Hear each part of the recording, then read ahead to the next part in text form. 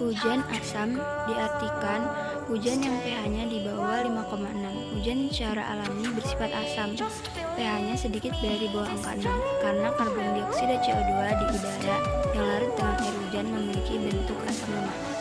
Hujan asam pertama kali ditemukan pada tahun 1852 oleh Robert Angus Mead di kota Manchester. Proses hujan asam terjadi karena gas sulfur oksida yang banyak dikeluarkan dari asap-asap pabrik dan gas nitrogen oksida yang dihasilkan dari asap kendaraan.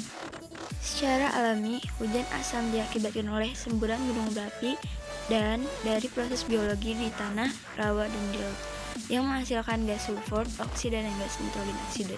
Sulfur oksida dan nitrogen oksida berdifusi ke atmosfer dan bereaksi dengan air untuk membentuk asam sulfat dan asam nitrat yang mudah larut sehingga jatuh bersama air hujan, dan terjadilah hujan asam.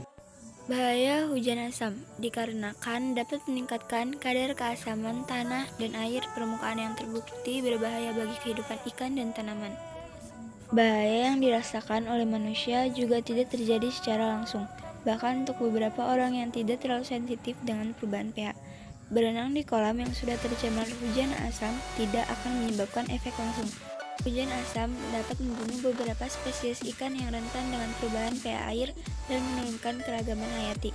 Selain itu, untuk pH rendah juga dapat meningkatkan level aluminium di dalam air sehingga membuat ikan stres, kronis, dan keracunan.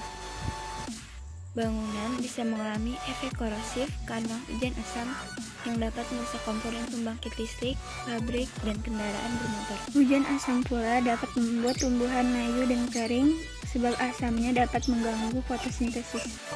Hujan asam memang sangat merugikan. Oleh sebab itu, kita bisa meminimalisir dengan mengurangi penggunaan kendaraan bermotor dan bahan yang mengandung CFC.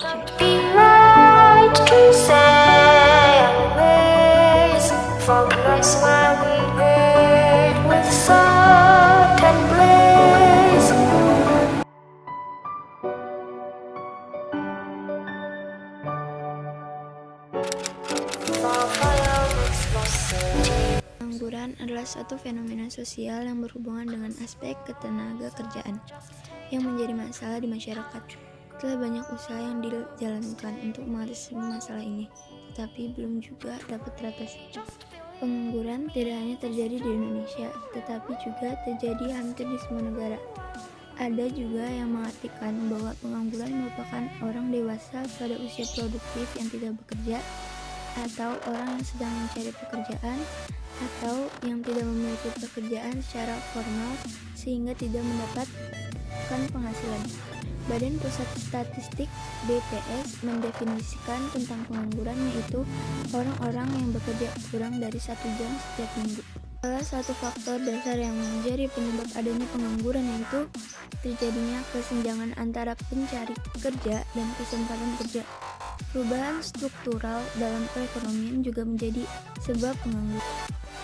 Perubahan tersebut menyebabkan timbulnya kebutuhan akan tenaga kerja dengan tingkat keterampilan yang beragam, sehingga pencari kerja tidak bisa mendapat pekerjaan karena tidak sesuai dengan tuntutan. Pengangguran juga disebabkan karena pemutusan hubungan kerja terhadap karyawan dan buruh. Pengangguran mengakibatkan berbagai persoalan ekonomi dan sosial. Jika jumlah pengangguran banyak, maka akan timbul kekacauan sosial, jumlah gelandangan meningkat, dan potensi kriminal semakin meningkat. Oleh karena itu, pengangguran merupakan masalah besar yang harus segera diatasi. Salah satu cara adalah dengan memperbaiki kondisi lapangan pekerjaan. Selain itu, memperbaiki komposisi lulusan sarjana yang dihasilkan dan disesuaikan dengan kebutuhan pasar.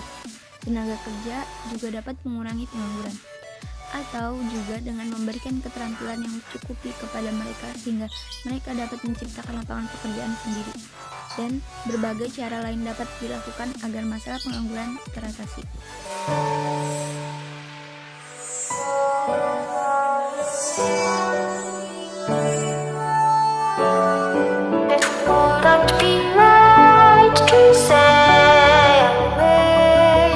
For the nice smile.